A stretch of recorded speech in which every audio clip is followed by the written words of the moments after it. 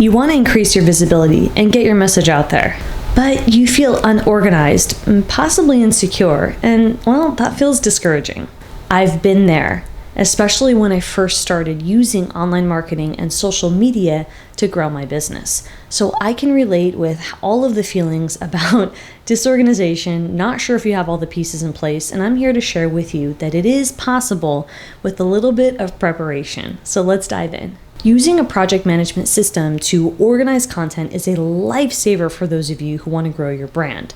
I happen to love using Asana, and we've stuck with that project management tool for years, but there's a lot of other similar project management tools that people also like, such as Trello and ClickUp. In today's video, I am going to be sharing behind the scenes of how we use Asana, so make sure to watch the full video to see what it looks like and how we organize content on the back end with Asana. The first mistake with disorganization and content would be having no plan. I mean, you have no clear strategy. Like, you don't know what you're posting or why. Now, we've all been there, so I can relate, especially if you're just getting started, or even if you've been posting for a while, but you don't really have a documented strategy. You want to have a strategy created and linked in Asana for why you're posting and what your goals are. I'm going to explain more. I just wanted to get that off my chest.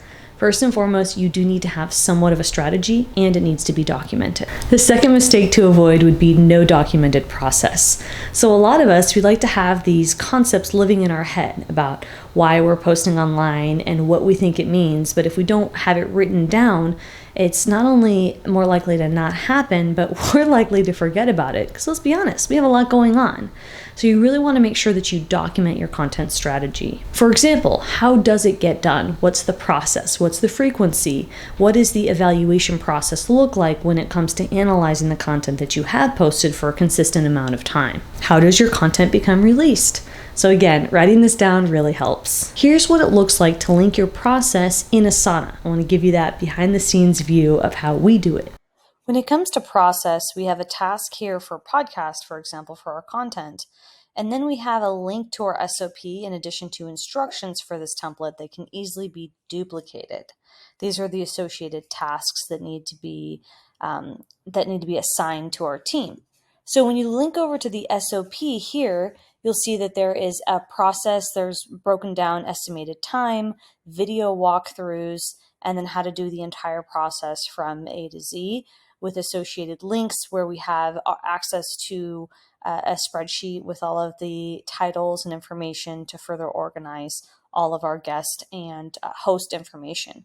So you can see the task template is linked, and if and when we invite guests, how exactly to do that and what that process looks like. So everything is written out and followed, so it's really easy for us to rinse and repeat. You want to keep in mind, if you're just getting started, think of the broad strokes of your documentation process. Then think of some details. It's okay if you miss a few. And of course, you want to think about a process, also called a standard operating procedure or an SOP, but you first want to get the thing done. You want to get the process done before you document and get all the details right. So it's going to take some testing and iteration before your standard operating procedure, right, your policy is written in a final draft. Third mistake would be no social media calendar. So there are different types of calendars, and I think digital is best, but you want to stick with what you can work with consistently. And you might have a personality where you're more structured like me, or you're more go with the flow, but however, whatever your natural tendencies are, you need to have somewhat of a plan. It's okay if your plan is loose, but you're going to need somewhat of a plan. Here's how we plan our YouTube for the year, and we break down each quarter using Asana. So watch our tour. This is how we are able to manage our YouTube assets with Asana. So we have a board dedicated to our YouTube channel, and then we have what these are called tasks, and each task has a description of the video, and then we have subtasks to help delegate for our team to post-produce each YouTube video. So we've got here the rest of 2023, and then we have 2 filmed for Q1 of 2024, and that's 13 videos for once a week. And then we have every quarter has its own column. So this is the title of the video, and then this would be the script. We even link it to a Google Google Drive to a Google document, a Google folder. And then we have, again, the subtasks. So this is a template task that we just duplicate every time we make a new video. And it really helps us stay organized when it comes to creating and post-producing the YouTube assets for our channel. If you're looking to attract clients online with less mistakes, I want you to grab my free guide below where I actually write hooks for you to save you time and energy so you can start attracting people faster to your business.